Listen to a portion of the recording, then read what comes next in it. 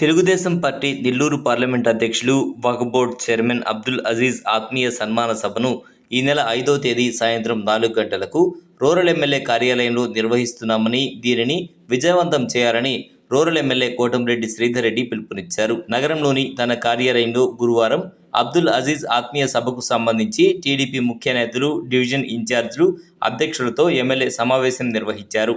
ఈ సందర్భంగా ఆయన మాట్లాడుతూ, స్థానిక బెజవాడ గోపాల్రెడ్డి విగ్రహం నుంచి నెల్లూరు రూరల్ ఎమ్మెల్యే కార్యాలయం వరకు పెద్ద ఎత్తున ర్యాలీ నిర్వహిస్తున్నామని, ఈ ర్యాలీలో ప్రతి ఒక్కరూ భాగస్వాములు కావాలని సూచించారు.